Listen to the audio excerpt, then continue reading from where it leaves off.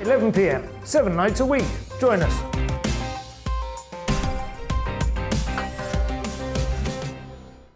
Hello there, I'm Eamon Holmes. And I'm Isabel Webster. And we hope you can join us for Breakfast with Eamon and Isabel. You make me laugh out loud, belly laugh. Is that important first thing in the morning? Yeah, absolutely. And there's me trying to be deadly serious. News is a serious business. Yeah, I have to rein you in sometimes. Well, it doesn't stop us laughing at it. It doesn't stop us having an opinion on what's going on. Yeah. And it certainly will not stop us reflecting what you think. Weekdays from 6 to 9:30 on GB News. I'm Dan Wootton. Join me Monday to Thursday from 9 to 11 for the feistiest and most fun news debate on TV, where free speech reigns. I'll bring you a sharp take on the day's biggest stories, bombshell newsmaker interviews, and A-list guests. And I guarantee you, no spin, no bias, no censorship, and no reason to go to bed. That's Dan Wootton Tonight, Monday to Thursdays from 9 on GB News.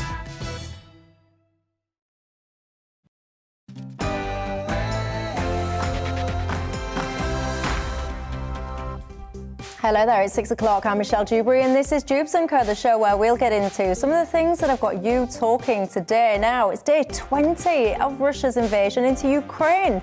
And according to Ukraine's Prime Minister Volodymyr Zelensky, peace talks between the two sides are in, I quote, a pretty good place. Zelensky has followed that up by saying this afternoon that his country must recognise there is, again, I quote, not an open door to NATO membership.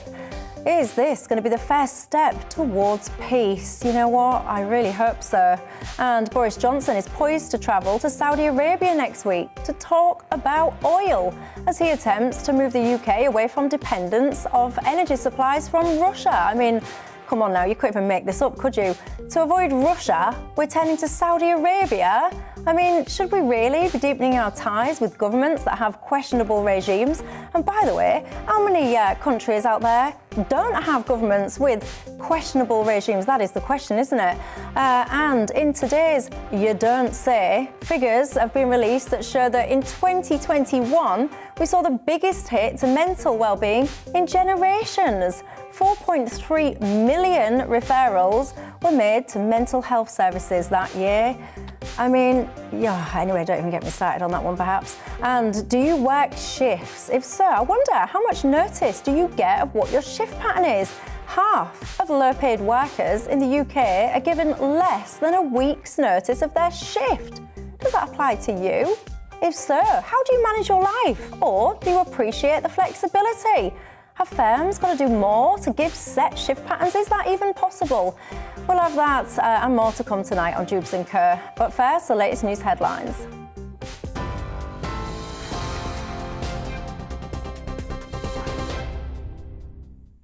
Thank you, Michelle. I'm Rhiannon Jones in the GB newsroom. Foreign Secretary Liz Truss says the UK is going further and faster than ever after announcing 350 more sanctions on Russian individuals and organisations. The Foreign Office says those oligarchs listed today have an estimated total wealth of more than £100 billion. It's after Volodymyr Zelensky warned Western leaders sanctions aren't enough to end the war. Minister for Europe James Cleverly told MPs that the government has now sanctioned a total of 1,000 organisations and individuals. We owe it to the world to keep the flame of freedom burning and to show that aggression does not pay. And today, Madam Deputy Speaker, I can announce we will go further than ever before by hitting over 360 more people complicit with Putin's regime. The White House says President Biden will travel to Brussels for a NATO summit later this month to discuss the crisis in Ukraine. It's after concerns were raised by NATO that Russia may use chemical weapons in a so-called false flag attack as part of the invasion. Ahead of a meeting with defence ministers tomorrow, Secretary-General Jens Stoltenberg says Russia may attempt to blame any such attack on Ukraine. He said there are hundreds of thousands of forces on high alert, ready to defend the border. Now they are making absurd claims about biological labs and chemical weapons in Ukraine. This is just another lie. And we are concerned that Moscow could stage a false flag operation, possibly including chemical weapons. Jens Stoltenberg there. The mayor of Kyiv says there'll be a 35-hour curfew in the capital from this evening until Thursday morning. Vitaly Klitschko's announcement follows large explosions overnight, leaving 2 people dead and residential buildings heavily damaged. Meanwhile, the besieged city Mariupol, around 2,000 cars have been able to leave. That's according to officials.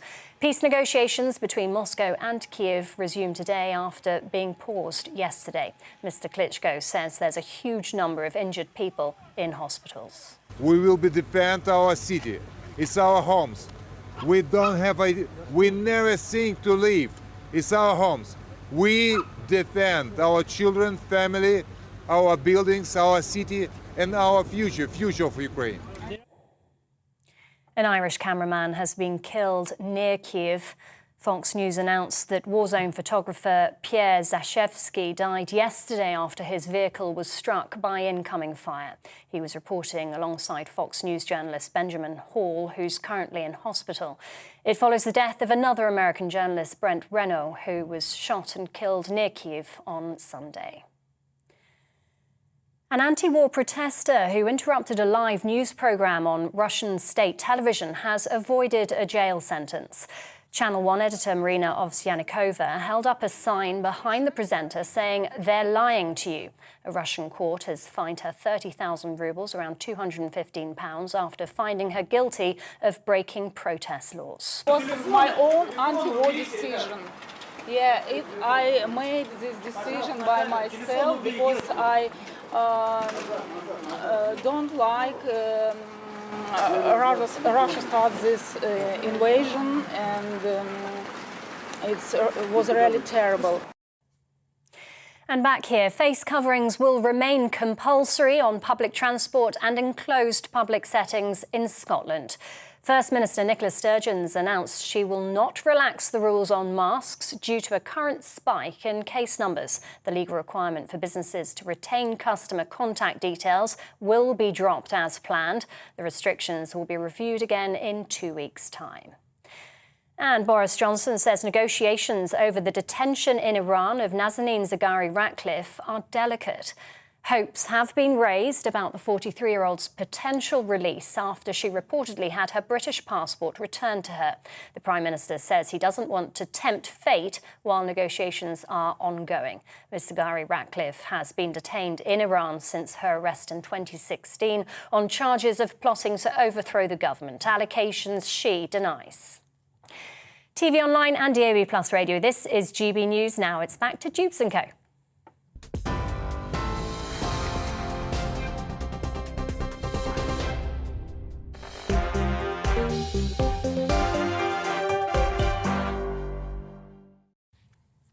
Thanks to that.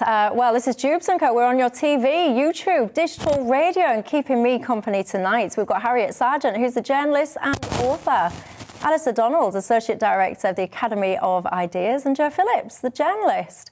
And you know the drill on Dewbs & Co. It's not just about us and our thoughts, it's about you at home as well, and yours. What's on your mind tonight? What are you thinking about the topics that we're going to be discussing? Is there anything that we're not discussing and you're sitting at home going, what's going on? Why aren't you talking about this? Get in touch with me on email, gbviews@gbnews.uk, or you can tweet me at Michelle Dewbs or at GBNews. And I'm sure you all already know by now that we're on YouTube. I mentioned it already. You can subscribe there. You can watch us live. You might be doing that already now, or you can watch back all of your best bits. Your best bits? I mean our best bits, which obviously, of course, means Dewbs & Co. So yes, YouTube. We're all over all the social media.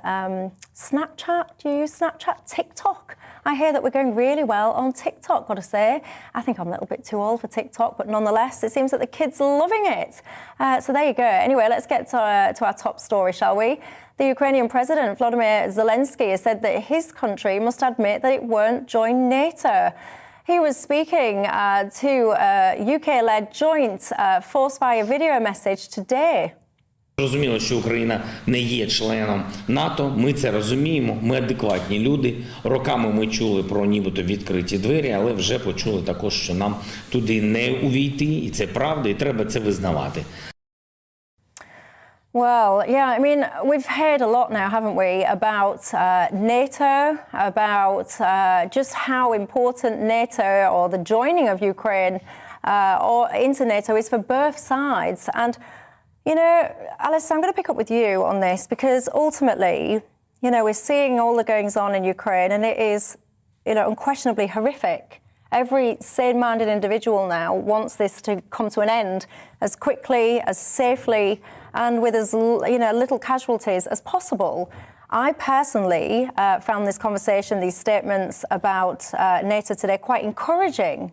I wonder your thoughts. Well, you say everyone wants it to come to an end. I think that's questionable in terms of what you hear coming out of Ukraine itself, because there does seem still to be an appetite to fight.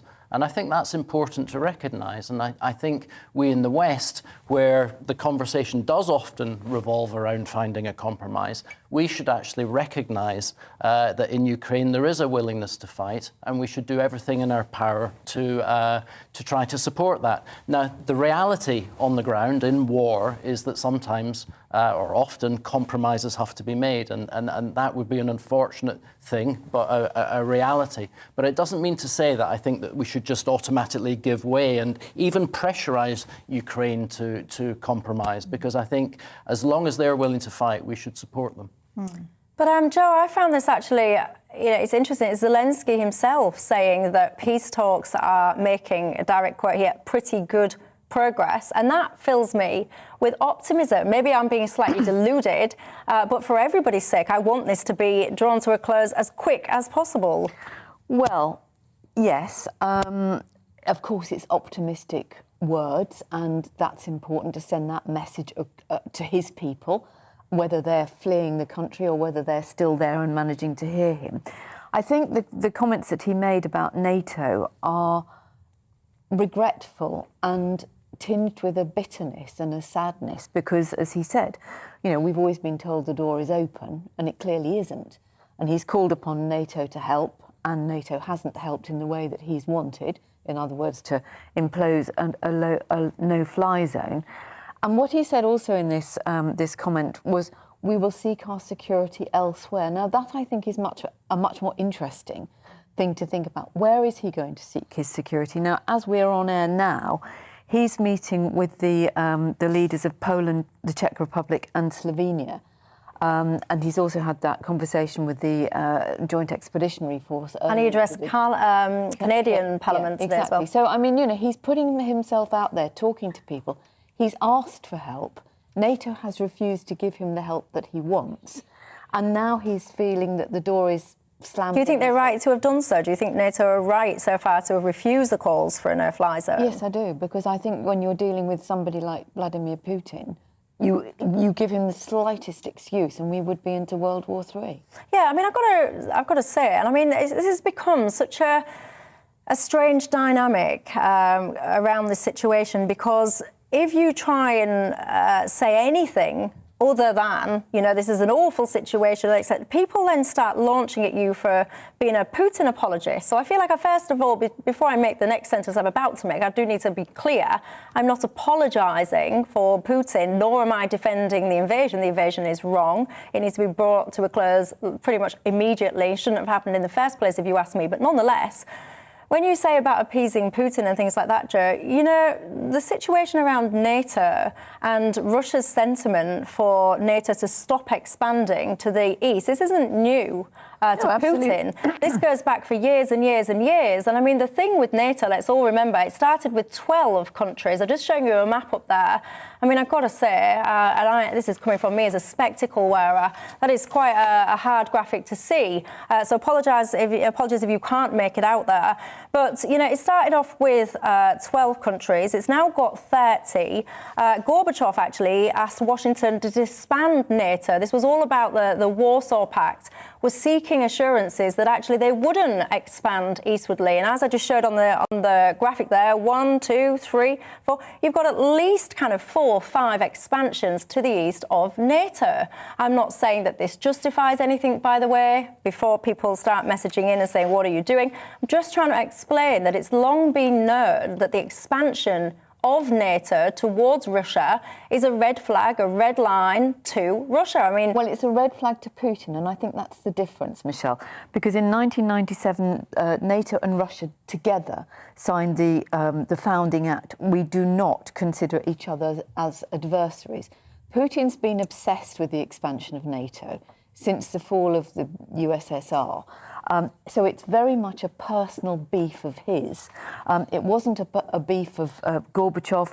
And as you say, I mean, it has expanded hugely, you know, Czech Republic, Hungary, Poland, Bulgaria, and so on and so forth, you know, right through the 90s and into 2004.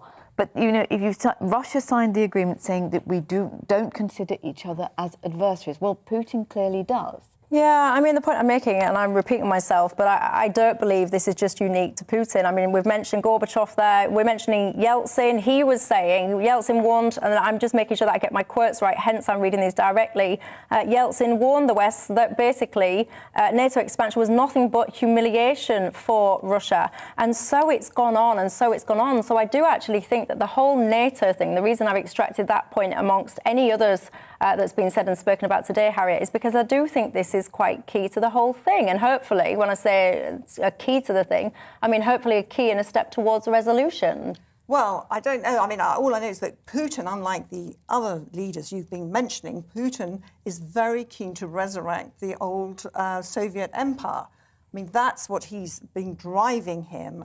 And he's never got over being a minicab driver in the 90s. From being, demoted from a KGB official to that.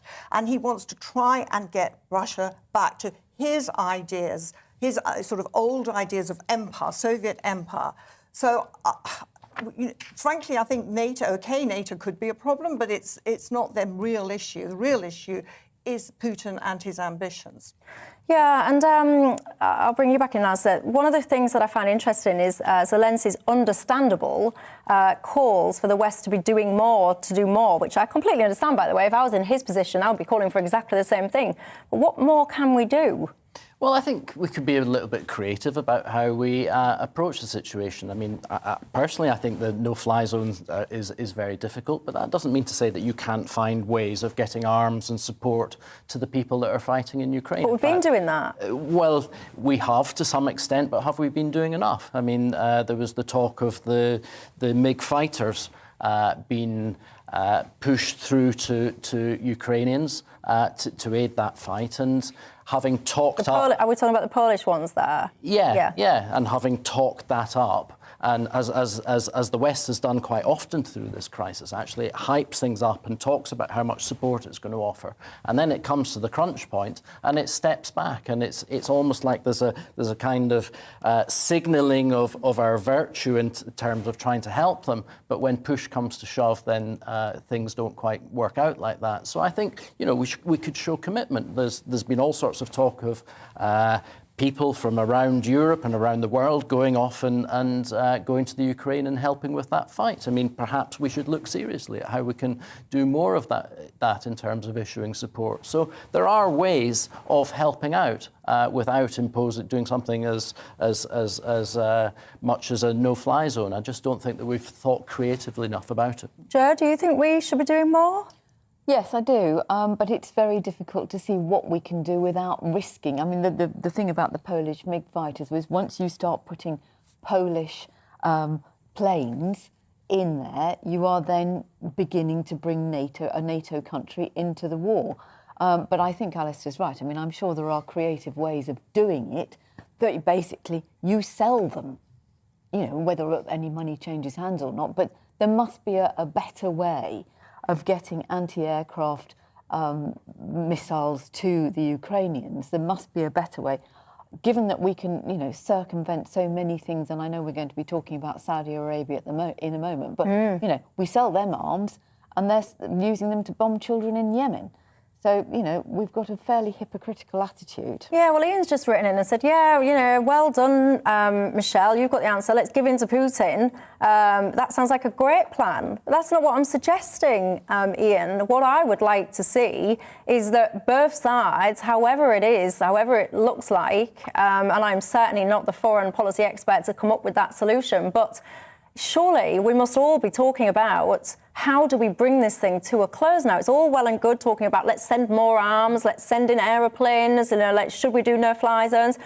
The focus, surely, more than anything right now, should be on how do we fix it. And when you've got two sides that are so diametrically opposed and clearly able to fight... But I don't think they are. I mean, I think they're coming together. I think the Ukrainians do want peace and they are willing to negotiate. No, what I was about to say is when you've got two sides that are so diametrically opposed in terms of what they want, surely there has to be some compromise. What Ian has just emailed in is suggesting that I'm suggesting, let's just Ukraine should roll over and give Putin whatever. I don't think that. There has been some compromise. I mean, Zelensky's talking about the fact that he's attacking NATO, which obviously is music to Putin's ears.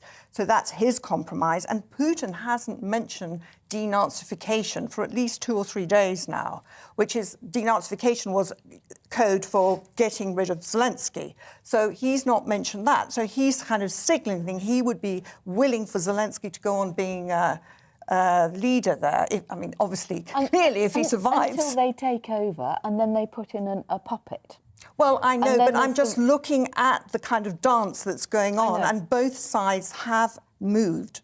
And I think that is significant. And plus, the other thing that I think is significant is the price of oil, which is always interesting, which has been $139 Whoa a there, barrel. Harriet. Hold your horses, young lady, because that's our next topic. I'm going to cover that after the break. There's a lot to say about that. Because of the Russia, because the market thinks that there is going to be a ceasefire, and it's fallen from $139 to under $100. So that's a sure sign that there is some movement on both sides. Yeah, and go on, sorry, Alice. Well, I think the problem with the compromise is that it threatens to be a compromise that's no use to Ukraine. And I think that's a real problem. If we go in with that attitude that this is all too difficult and we can't think of how to develop solutions, then the reality is that we might, or the compromise might be giving parts of Ukraine away or leaving Ukraine in a position where its sovereignty is not worth anything. It doesn't have sovereignty. And I think we should,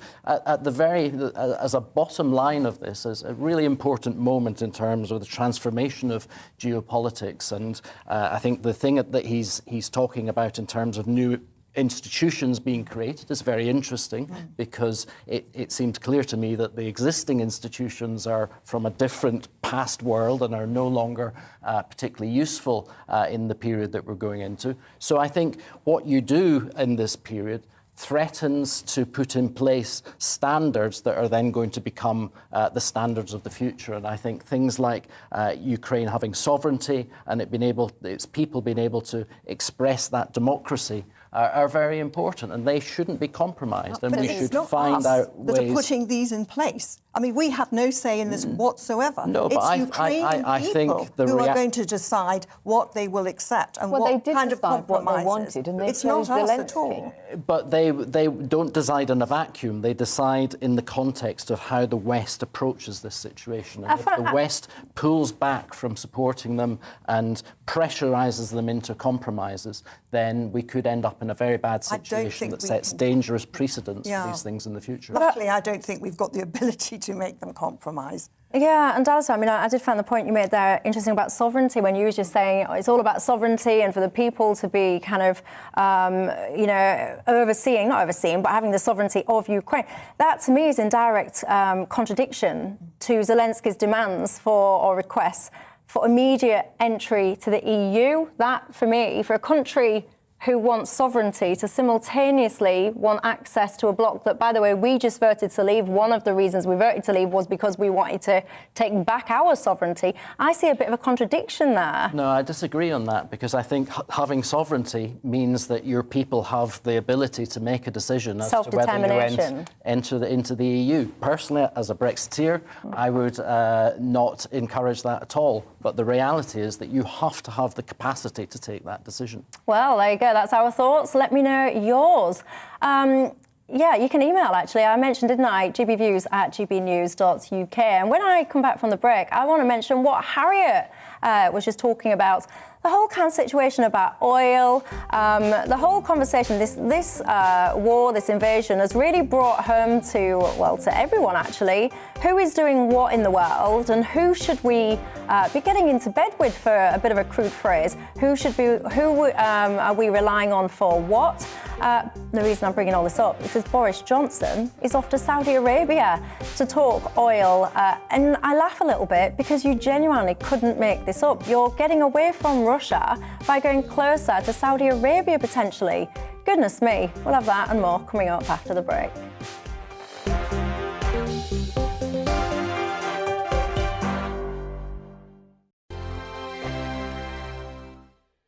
GB News is the UK's home of discussion and debate from all perspectives. To stay up to date on the latest stories, make sure that you subscribe to the GB News channel right here on YouTube. You can watch us live 24/7 across the whole world. You can also check out exclusive content and catch up on previous episodes of your favourite shows. Every day, we ask the questions that you'd ask, so why not add your voice to the conversation in the comments section? Don't forget to subscribe. We are GB News, Britain's news channel.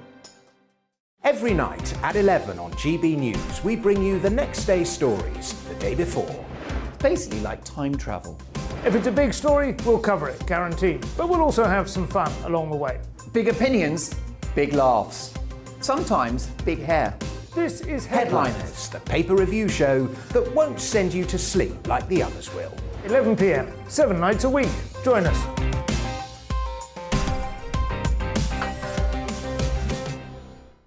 Hello there, I'm Eamon Holmes. And I'm Isabel Webster. And we hope you can join us for Breakfast with Eamon and Isabel. You make me laugh out loud, belly laugh. Is that important first thing in the morning? Yeah, absolutely. And there's me trying to be deadly serious. News is a serious business. Yeah, I have to rein you in sometimes. Well, it doesn't stop us laughing at it. It doesn't stop us having an opinion on what's going on. Yeah. And it certainly will not stop us reflecting what you think. Weekdays from 6 to 9:30 on GB News. I'm Dan Wootton. Join me Monday to Thursday from 9 to 11 for the feistiest and most fun news debate on TV, where free speech reigns. I'll bring you a sharp take on the day's biggest stories, bombshell newsmaker interviews, and A-list guests. And I guarantee you, no spin, no bias, no censorship, and no reason to go to bed. That's Dan Wootton tonight, Monday to Thursdays from 9 on GB News.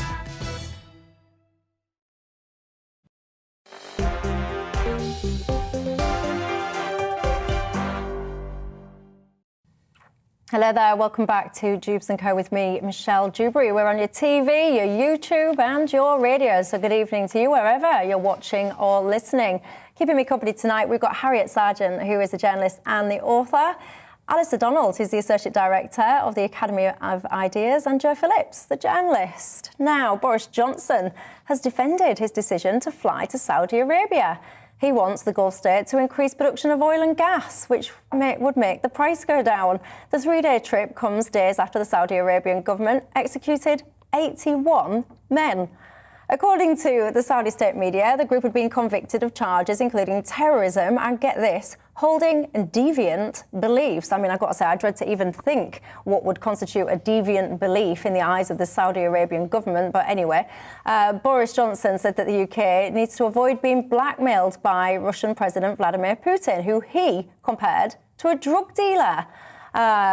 Boris went on to say, and these are direct quotes, Vladimir Putin over the last years has been acting like a pusher, feeding an addiction in Western countries to his hydrocarbons. We need to get ourselves off that addiction. Well, that's fascinating, isn't it? But if I was trying to get off, say, I don't know, heroin, I probably wouldn't be looking to try and get onto cocaine. I'd probably be trying to get myself clean. Have I lost you with my analogy? I know what I mean in my own head. Joe Phillips, the point I'm trying to make is, and I'm almost laughing when I'm reading out my own intro, because I just think, you literally couldn't even make this up. No. And Venezuela next stop, I expect. Yeah. I mean, it is utterly ridiculous, but we have long had a very, which many people, including myself, feel extremely uncomfortable about our relationship with Saudi Arabia. They buy a lot of arms from us. They use those arms to do all the things that Putin's doing in Ukraine to people in Yemen. But that's okay. 81 people, as you just said, 81 men executed, beheaded, many of them just for being gay. We should not be having the relationship, and we certainly should not be going to them with a begging bowl. Boris Johnson is absolutely right. We have been dependent, far too dependent, on the spoils of oils, if you like, from other countries. But if you remember, back in those halcyon days when young David Cameron was photographed with a husky and wanted to go green, and it was vote blue, go green, and then he said, ditch the green crap, and that's an actual quote. All of those things that he introduced back then, if they had been introduced, if they'd been seen through, we wouldn't be in the situation that we're in now. And I know people will say, oh, hindsight's a wonderful thing. Actually, foresight's a wonderful thing. We know we're going to run out of oil because oil companies have been talking about peak oil for years. We know about climate change. We know about the dependency on fossil fuels. So we should have been making the attempt.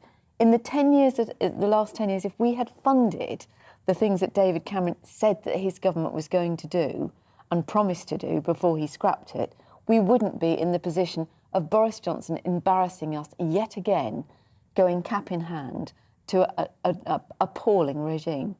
Alistair? Well, I think the green crap that you bring up, I mean, the green crap, in a way, the biggest green crap has been the environmental policies that have been put in place, because they have undermined and stopped us developing the type of energy supplies that we need in this country.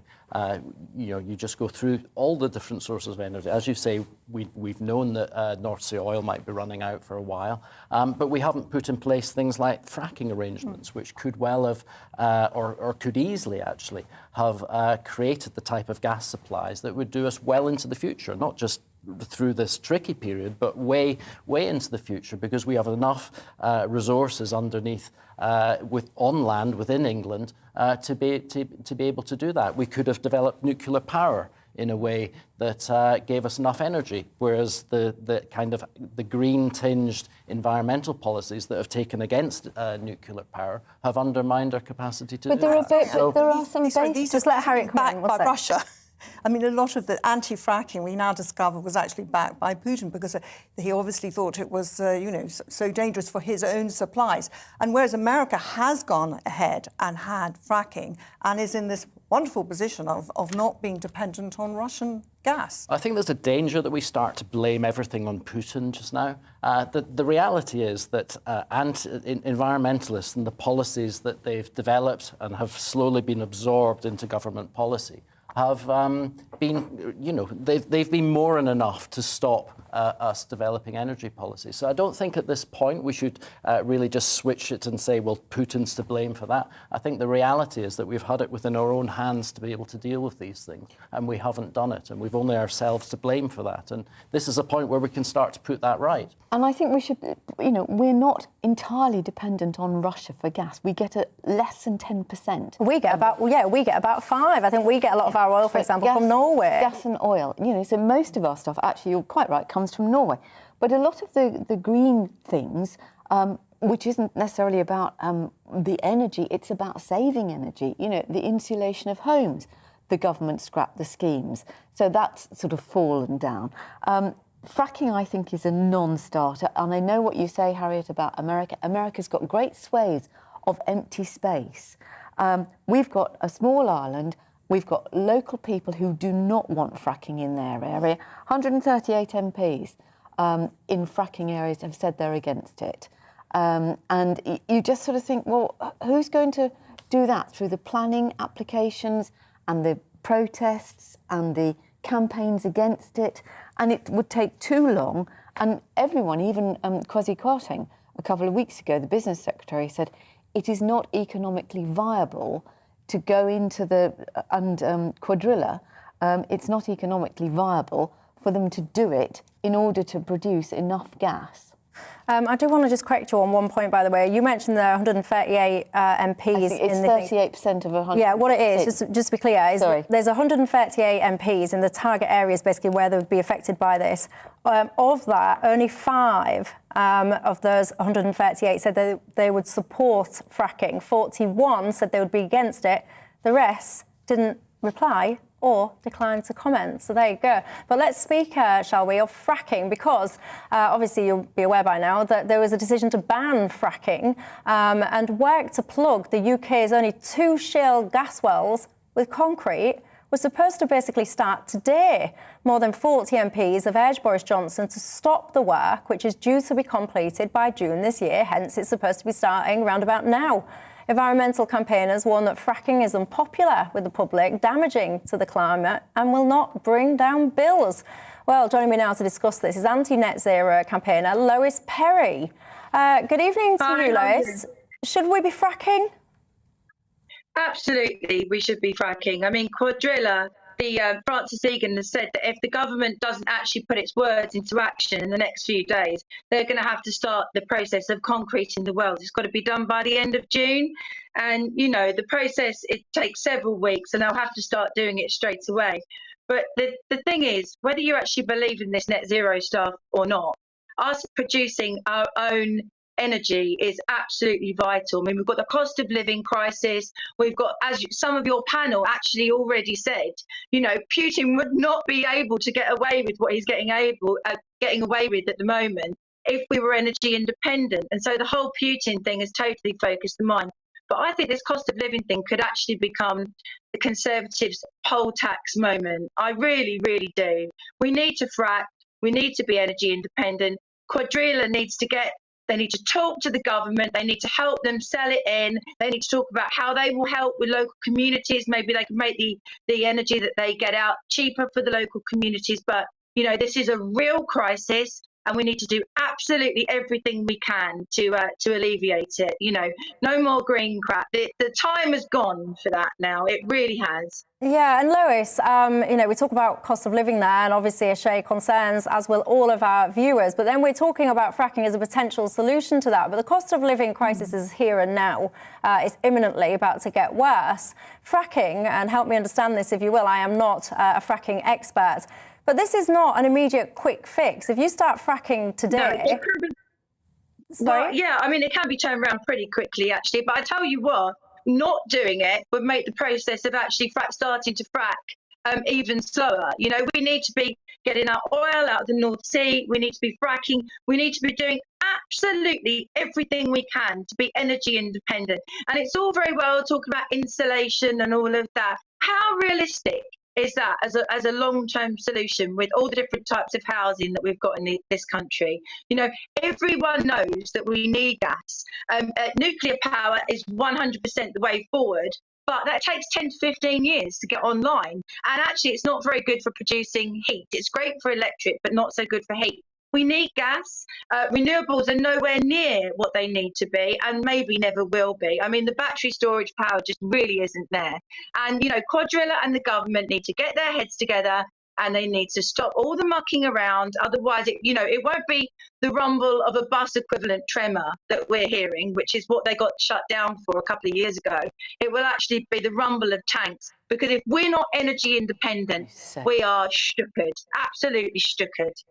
I'm not sure that I agree that if we don't sort it out, we're going to have tanks on our lawn anytime soon. But what would you say, Lois, to people that will be watching this that perhaps live in one of the areas where fracking would be taking place, that would say, actually, no, we do not want that here? Well, it's interesting you say that, because actually my organisation, Car 26, and we did a petition, and we've had quite, a large number of signatures in a very short time. We've got nearly 16,000 signatures, and actually you can pull up a map of where the actual people that are signing the petition are from, who want fracking, and it's all in the areas where the wells would be. And the lady before talked about the gas.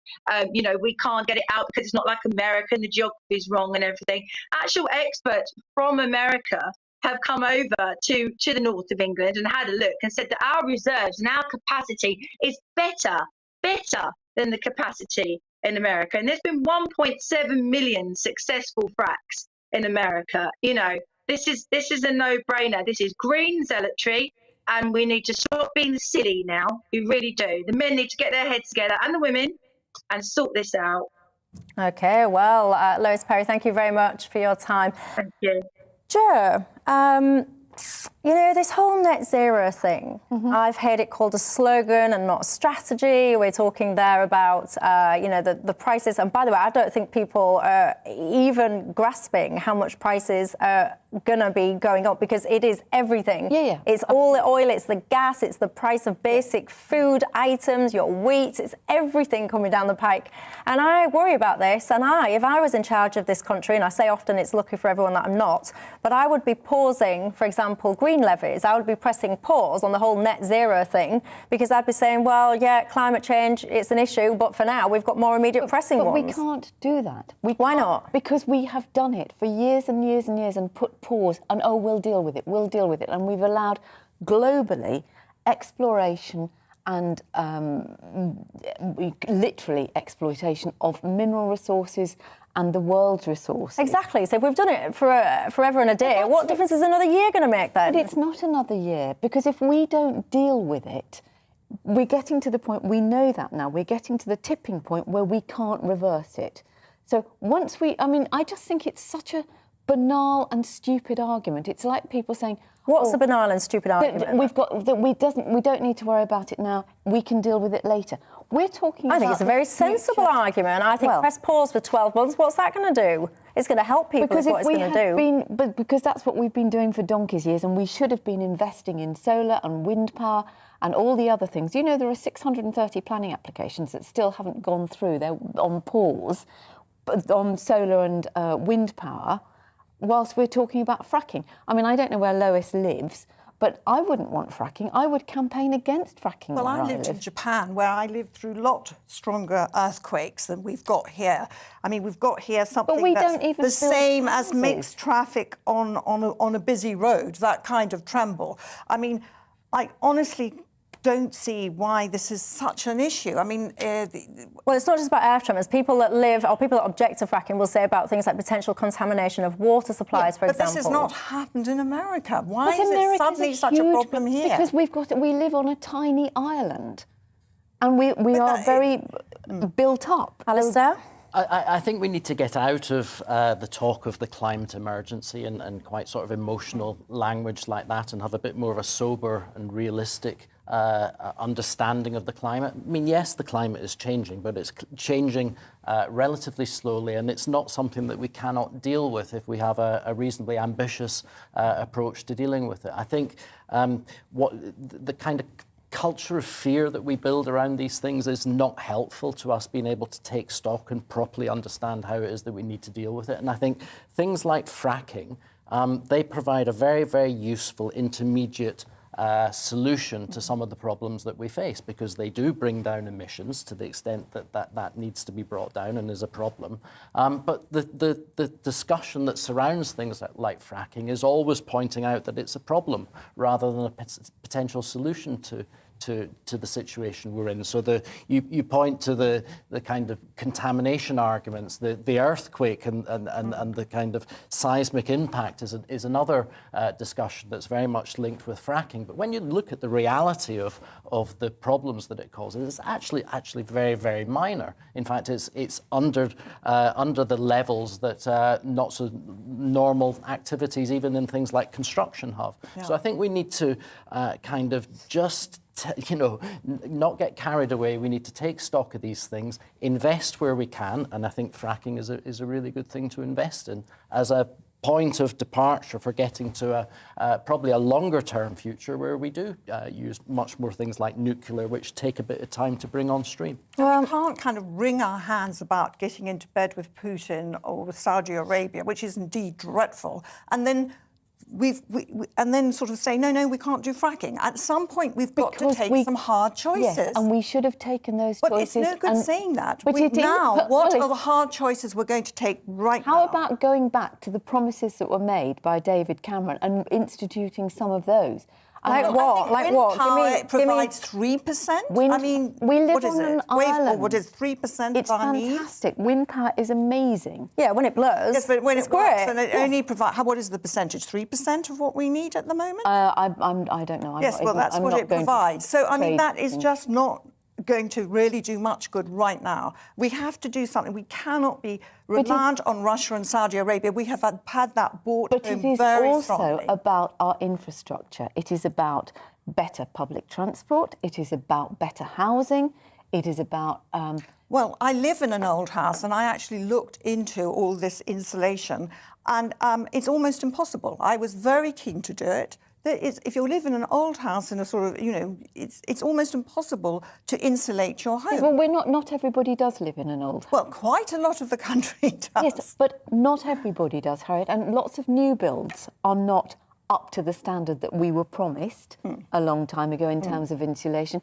There's nothing that says everything. I thought new builds did have to be built with all the right standards. They have to meet a certain standard of insulation, but it's not as good as it could be. Given the rate that we build at, we'll all be living in far older houses in the future, and that's part of the problem. Is that one of the reasons why we don't build enough is because we constrain, put lots of constraints and limits on what we can build. So I think having a more ambitious kind of developmental mindset would be a good starting point for actually achieving some of these things, whereas just now everything is about how we constrain ourselves because we seem fearful of the fact that we might want to do things. But we do need to constrain ourselves. We all need to constrain, the amount of energy we use every day. Well, unfortunately, to make some changes. So I take the opposite view. I think we need to produce much, much more energy. We should be producing more as well, but we do need. We've managed to change behaviour on little things like plastic bags, for instance.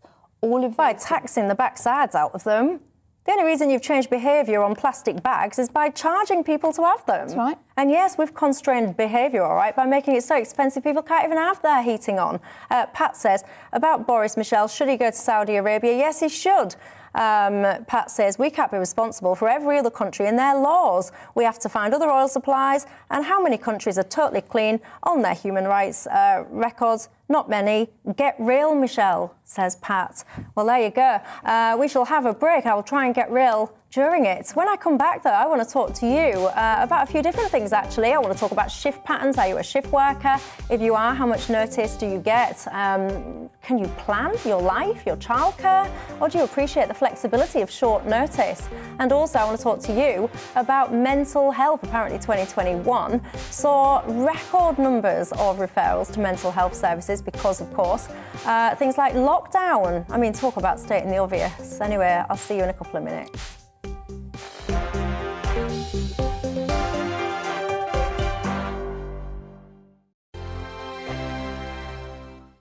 GB News is the UK's home of discussion and debate. From all perspectives. To stay up to date on the latest stories, Make sure that you subscribe to the GB News channel. right here on YouTube. You can watch us live 24/7 across the whole world. You can also check out exclusive content and catch up on previous episodes of your favourite shows. Every day, we ask the questions that you'd ask, so why not add your voice to the conversation in the comments section? Don't forget to subscribe. We are GB News, Britain's news channel. Every night at 11 on GB News, we bring you the next day's stories the day before. It's basically like time travel. If it's a big story, we'll cover it, guaranteed. But we'll also have some fun along the way. Big opinions, big laughs. Sometimes big hair. This is Headliners, the paper review show that won't send you to sleep like the others will. 11 p.m, 7 nights a week. Join us.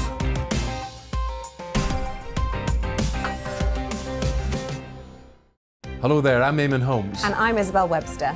And we hope you can join us for Breakfast with Eamon. And Isabel. You make me laugh out loud, belly laugh. Is that important first thing in the morning? Yeah, absolutely. And there's me trying to be deadly serious.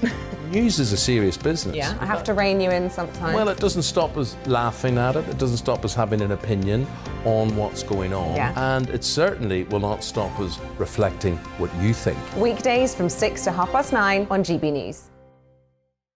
I'm Dan Wootton. Join me Monday to Thursday from 9 to 11 for the feistiest and most fun news debate on TV, where free speech reigns. I'll bring you a sharp take on the day's biggest stories, bombshell newsmaker interviews, and A-list guests. And I guarantee you, no spin, no bias, no censorship, and no reason to go to bed. That's Dan Wootton tonight, Monday to Thursdays from 9 on GB News.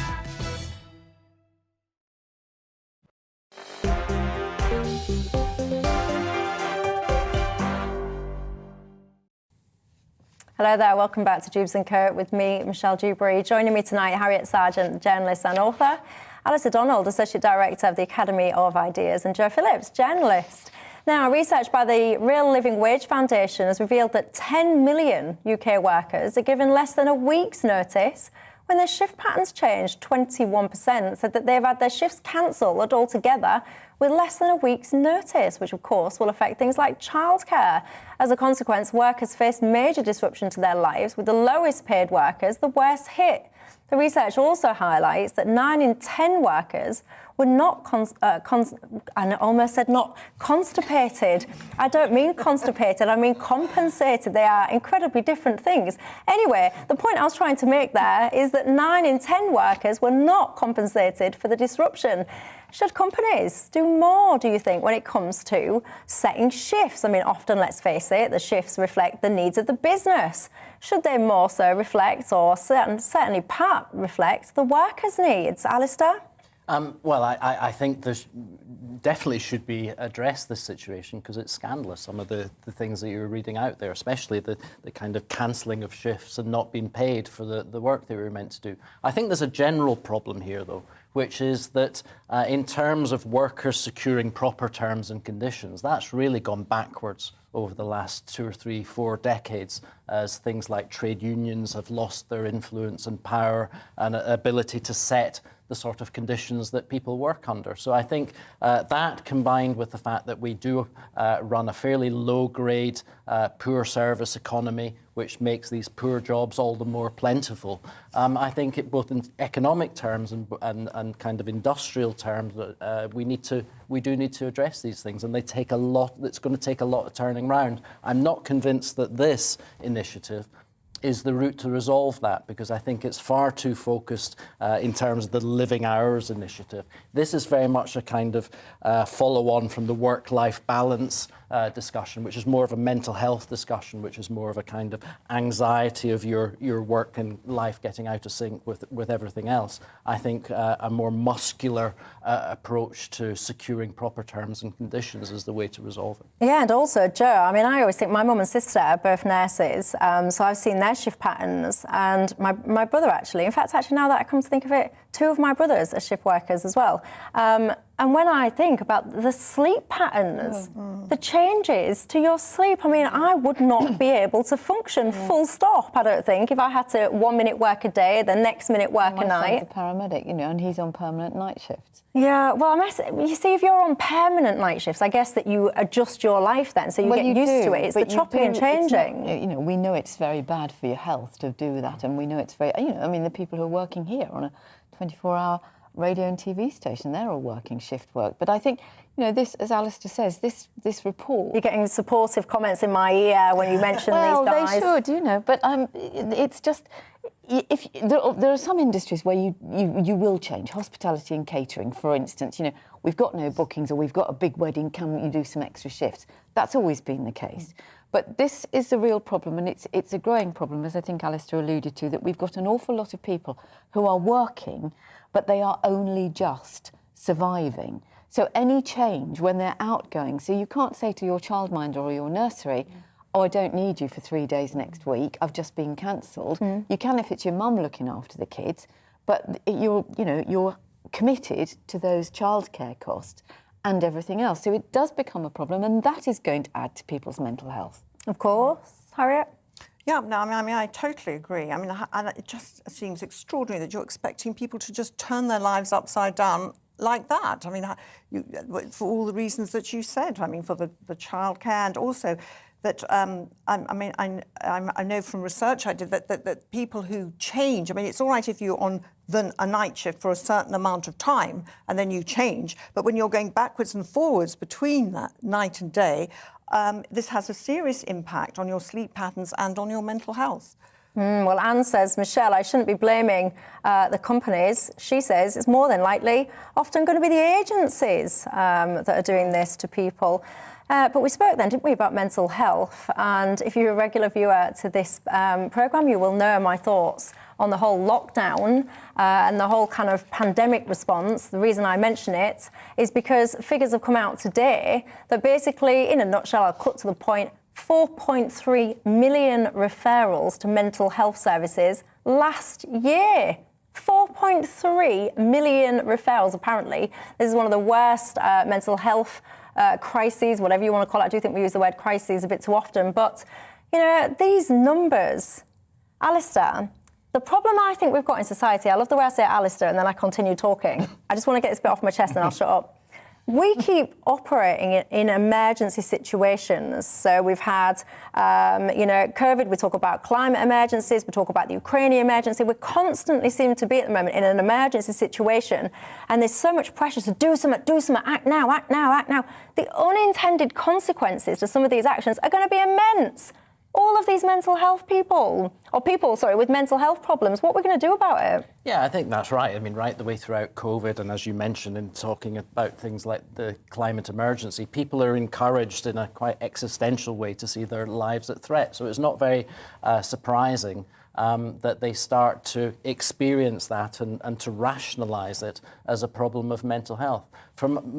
I don't think that this issue really ultimately can be resolved by throwing more resources at the NHS and employing more people to deal with mental health. I mean, some of it you can deal with it like that, but I think that the bigger problem is we need to find a way of understanding and combating the way that we see every problem in life as a mental health problem. I mean, there's many things that have happened through the course of the pandemic, for example, where we feel anger and frustration and torment at the situation. But these are, reasonably normal emotions in many ways. And the fact that we're encouraged to see them in a mental health, as a mental health problem, I don't think is helpful. Well, there you go. I'm going to have to say, you two are going to have to tell me your thoughts after the programme, I'm afraid, because I've just realised the time. That's pretty much all I've got time for. Mac has been in touch saying, by the way, Michelle, shift patterns, there only seem to be a problem for those who sign contracts and then spend all their time whinging about their job. I noticed, by the way, that your panel keep going on about childcare.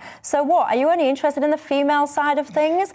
Mac, I say this to you, my friend. Childcare is not just the responsibility of the female. I can only assume that you are a man. Good job you're not married to me with a child, or else I would be absolutely making you do your fair share of the childcare too. Anyway, on that note, I'll say goodbye. Thank you very much to my panel, Sir Joe, Alistair, Harriet, and of course, thank you to you at home for your company. Any thoughts overnight, email me, gbviews@gbnews.uk. Have a good evening, and I'll see you tomorrow. Hello, I'm Alex Deakin with your latest weather updates. A very different day of weather to come tomorrow compared to today. Much more cloud and for some wet weather, especially across parts of England. But it will be a brighter day in the far northwest. Today, across the western half of Scotland, Northern Ireland, this weather front's been moving in, bringing cloud and rain. We have another one approaching from the south, and they're going to kind of merge together to bring a wet spell, especially over eastern England during Wednesday. At the moment, though, the rain is still just slowly tracking south across Scotland. As skies clear for Northern Ireland, it could turn quite foggy and certainly will turn quite chilly. But for most, with more cloud than last night, it won't be anything like as cold with temperatures at 6 to 8 Celsius to start Wednesday. A cloudy start, but for most it will be a dry start. However, this area of rain trickles south. Another area of rain moves up from the south, spreading into parts of the Midlands, eastern England, at times Wales and the southwest.